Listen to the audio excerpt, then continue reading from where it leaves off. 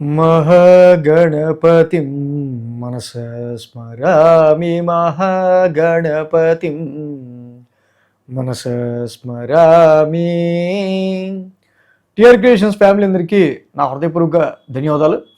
అలాగే ఆగస్టు మాసానికి సంబంధించి మాస ఫలితాలు ఏ విధంగా ఉండబోతున్నాయండి అనేది ఇప్పుడు చూద్దాం.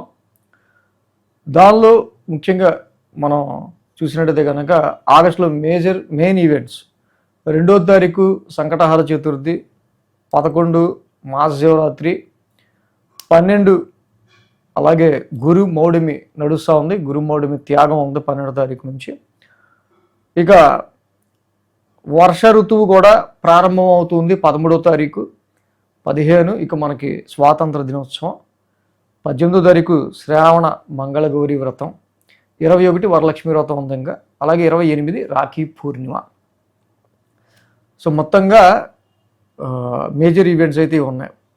ఇక గ్రహాల యొక్క గోచారం కనుక ఆగస్టు మాసంలో మనం చూస్తే కనుక మేజర్గా మాసగ్రహాలు ఏవైతే ఉన్నాయో కుజుడు, బుధుడు, రవి, శుక్రులు, మొత్తంగా 4 మేజర్ ప్లానెట్స్ కూడా మాసగ్రహాలు, 4 మేజర్ మాసగ్రహాలు 4 కూడా చేంజ్ అవుతున్నాయి.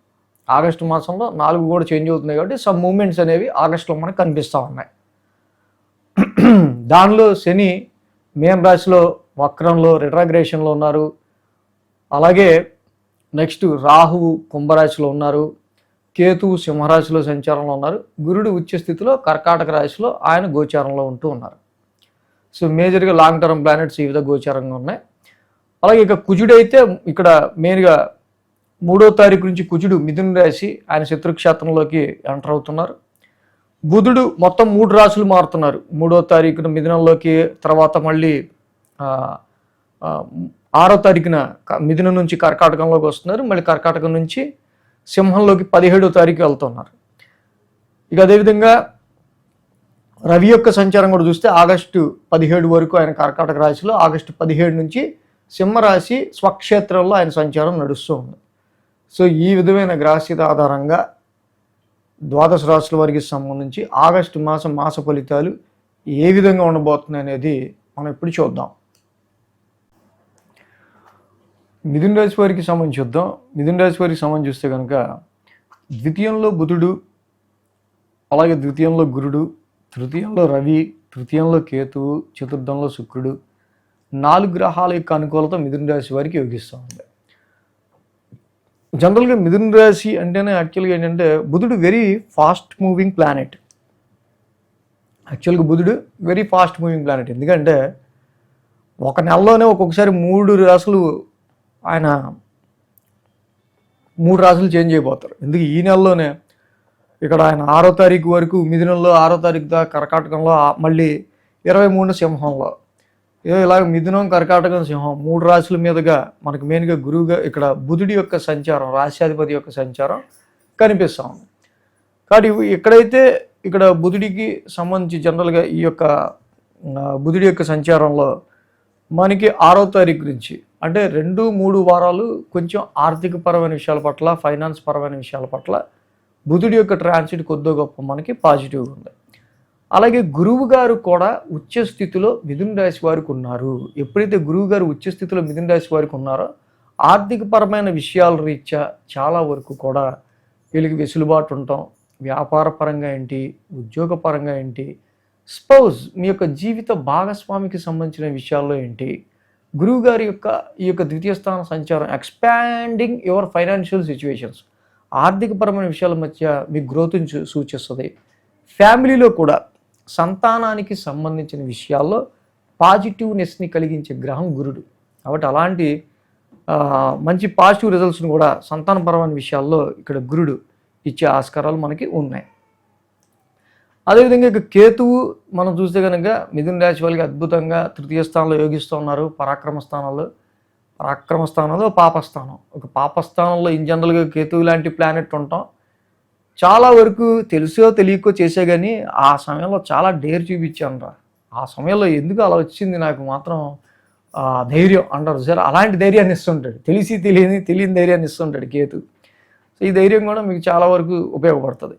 ఈ ధైర్యానికి 17వ తారీఖు నుంచి ముఖ్యంగా 3-4 వారాల్లో రవి యొక్క సంచారం కూడా తోడవుతుంది. సింహరాశిలో ఓన్ హౌస్లో ఆఫ్టర్ 3 మంత్స్ లాంగ్ టైం తర్వాత 3 నెలల తర్వాత రవి యొక్క సంచారం ఇక్కడ యాక్చువల్గా ఈ తృతీయ స్థానంలో స్టార్ట్ అవటం, ఇటు ఫైనాన్షియల్ పరంగా ఏంటి, అలాగే హెల్త్ పరంగా ఏంటి, అక్కడ హెల్త్ అండ్ వెల్త్ రెండింటి పరంగా కూడా మీరు అభివృద్ధి చెందడానికి చాలా వరకు కూడా రవి ఇక్కడ మీకు ఉపకరిస్తూ ఉన్నారు.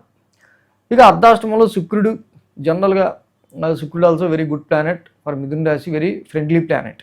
కానీ ఇక్కడ కన్యా రాశిలో నీచ స్థితిలో శుక్రుడు సంచారం నడుస్తుంది అర్ధాష్టమంలో.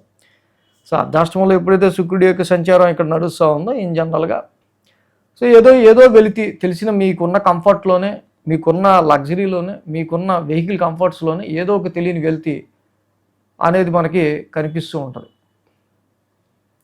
సో ఎంతైనా 4th house is your inner peace. మనిషి అనేవాడికి మానసిక ప్రశాంతత కావాలి. శుక్రుడు లాంటి ప్లెజెంట్ ప్లానెట్ అక్కడ ఉండటం మంచిదే, కానీ నీచ శుక్రుడు ఉండటం వల్ల ఏదో లోపం మాత్రం అలాగా మీ యొక్క కంఫర్ట్స్ లెవెల్స్లోను, మానసిక ప్రశాంతతలోను అన్నిట్లోనూ కొంచెం కనిపిస్తూ ఉండే ఆస్కారాలు మనకు ఉన్నాయి. సో అలాగే ఈ రాశి వాళ్ళకి మనం చూసినట్టయితే కనుక ఉద్యోగపరమైన విషయాల్లో ఇక్కడే మనకి మెయిన్గా సాటర్న్ రిట్రోగ్రేషన్ అనేది స్టార్ట్ అయింది. ఆల్రెడీ వీడియోస్ కూడా చేసాం. దశమస్థానంలో శని యొక్క సంచారం కూడా రిట్రోగ్రేషన్ కూడా స్టార్ట్ అవుతూ ఉంది కాబట్టి అదే సమయంలో కుజుడు ఈ మాసం నుంచి వీళ్ళకి రాశిలోకి వచ్చున్నారు. ఎప్పుడైతే కుజుడు యొక్క రాశి సంచారంలో ఉన్నారో, Mars is a short tempered planet, aggressive planet. So ఉద్యోగంలో పెరిగే ఒత్తిడి కావచ్చు, స్ట్రెస్ కావచ్చు, అది మీకు కొంచెం ఫ్రస్ట్రేషన్ని, షార్ట్ టెంపర్ని కలిగించే ఆస్కారాలు కూడా కుజుడి యొక్క రాశి సంచారం వల్ల మనకు కనిపిస్తుంది. కాబట్టి ఈ విషయాల్లో, ఉద్యోగంలో వీటికి సంబంధించిన విషయాల్లో కొంచెం కామ్ డౌన్గా, స్లో డౌన్గా ఉండడం మంచిది. ఫారెన్ ట్రావెల్స్ గురించి ప్రయత్నాలు చేసే వాళ్ళకి, దూర ప్రయాణాల్లో ట్రాన్స్ఫర్స్ కోరుకునే వాళ్ళకి అందరికీ కూడా ఈ యొక్క రాహు యొక్క సంచారం కూడా భాగ్యస్థానంలో బాగానే యోగిస్తూ ఉంది. సో కాబట్టి ఈ విధంగా ఈ రాశి వాళ్ళకి జనరల్గా ఈ యొక్క గ్రహాల యొక్క ఫలితాలు ఉంటున్నాయి. అలాగే రాశిలో ఉన్న కుజుడికి కంపల్సరీ ధరణి గర్భ సంభూతం చదువుకుంటే చాలా మంచిది. ద్వితీయ స్థానం రవి మొదటి 2 వారాలు కూడా గురుమౌఢ్యం కూడా నడుస్తాం. గురుమౌఢ్యం నడవడం, ద్వితీయంలో రవి ఉండడం, కొంచెం ఫైనాన్షియల్ డ్రైనెస్, ఆర్థిక పరంగా ధనపరమైన విషయాల్లో గురుడు ఎంత ఉచ్చులో ఉన్నా గురుమౌఢ్యం ఉండటం వల్ల ఫైనాన్షియల్గా ఏదో కుటుంబంలో వచ్చే సమస్య వల్ల మళ్ళీ ఖర్చులు ఏవో ఒకటి పడుతూ ఉంటాయి. సో ఇది రవి వల్ల. ఇక అలాగే ఇక మనం అంటే మెయిన్గా ఏంటంటే రవి యొక్క దోషం మాత్రం ద్వితీయ స్థానంలో మొదటి 2 వారాలు ఎక్కువ కనిపిస్తుంది. 17వ తారీఖు వరకు వాక్ స్థానంలో ఉన్న రవికి జపాకుసుమ సంకాసం చదువుకోండి, కుజుడికి ధరణి గర్భ సంభూతం చదువుకోవడం, సుబ్రహ్మణ్య స్వామి ఆరాధన చేసుకోవడం చాలా మంచిది. రాహుకి దుర్గామాత ఆరాధన చేయటం వల్ల, దుర్గామాత ఆలయం దర్శించుకోవడం వల్ల ఫారెన్కి వెళ్ళాలనేవి, హైయర్ ఎడ్యుకేషన్కి సంబంధించి ఫారెన్ వెళ్ళాలి అనుకునే థాట్స్ ఇవన్నీ మీకు ఫుల్ఫిల్ అవ్వాలంటే చక్కగా దుర్గామాత ఆలయం దర్శనం చేసుకోవడం చాలా మంచిది. సో అలాగే ఇక్కడ రవి యొక్క ద్వితీయ స్థాన సంచారం వల్ల ఏ వారంలో ఫ్యామిలీ ఇష్యూస్ కావచ్చు, ఫైనాన్షియల్ డ్రైనెస్ ఉండొచ్చు. దశమ స్థానంలో శని రిట్రోగ్రేషన్ వల్ల ఇందాక మనం చెప్పుకున్నట్టు ఎప్పుడైతే ఉద్యోగంలో ఎక్కువ ఒక రకమైన స్ట్రెస్ పెరిగే ఆస్కారాలు ఉంటాయి, కుజుడు ఎప్పుడైతే షార్ట్ టెంపర్ తప్పచ్చు, ఏ వారంలో ఏ తేదీల్లో షార్ట్ టెంపర్ తెప్పియచ్చు, ఇలాంటివి మనం వీక్లీ కూడా ఫాలో అవుతే ఇంకా బాగా రికగ్నైజ్ చేయొచ్చు. వీక్లీలో కూడా మనం పర్టికులర్గా వీక్లీ ఏం జరుగుతుంది, పర్టికులర్ రెమెడీ ఏం చేస్తే బాగుంటుంది అనేది కూడా వీక్లీ ఫాలో అయితే ఇంకా బాగా అర్థమవుతుంది. ఇక అలాగే ఇవాళ జూలై 29 ముఖ్యంగా గురు పౌర్ణమి, మంచి పర్వదినం. గురుర్ బ్రహ్మ గురుర్ విష్ణు గురుర్దేవో మహేశ్వర గురు సాక్షాత్ పరబ్రహ్మ తస్మై శ్రీ గురవే నమః. గురువునే మనం బ్రహ్మ విష్ణు మహేశ్వర స్వరూపంగా ఆరాధిస్తూ ఉంటాం. ఎందుకంటే అజ్ఞానాన్ని పారద్రోలి జ్ఞాన మార్గం వైపు మనల్ని నడిపించే ప్రతి గురువుకి కూడా ఈ గురు పౌర్ణమి రోజు కృతజ్ఞత భావంతో ఏదో ఒక దక్షిణ తాంబూలాదులు సమర్పిస్తూ ఉంటారు.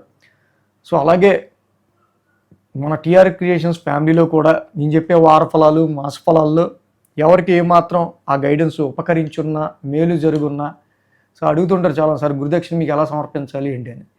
సో ఈ గురు పౌర్ణమిని పురస్కరించుకుని ఈ సందర్భంగా ఎవరన్నా కృతజ్ఞతను తెలియజేసేవాళ్ళు డిస్క్రిప్షన్ బాక్స్లో ఏ విధంగా దక్షిణ సమర్పించవచ్చు ఏంటి అనేది నేను ఇచ్చాను ఆల్రెడీ. అక్కడ మన మెయిల్ ఐడి నెంబర్స్ అన్నీ ఉన్నాయి. సో ఆ విధంగా ఎవరన్నా గురుదక్షిణ ఇవ్వాలన్నా ఈ గురు పౌర్ణమిని పురస్కరించుకుని ఇవ్వచ్చు. ఈ వీడియో కనుక మీకు నచ్చినట్లయితే లైక్ చేయండి, షేర్ చేయండి. మరిన్ని అప్డేట్స్ కోసం సబ్స్క్రైబ్ చేయడం మాత్రం మర్చిపోకండి.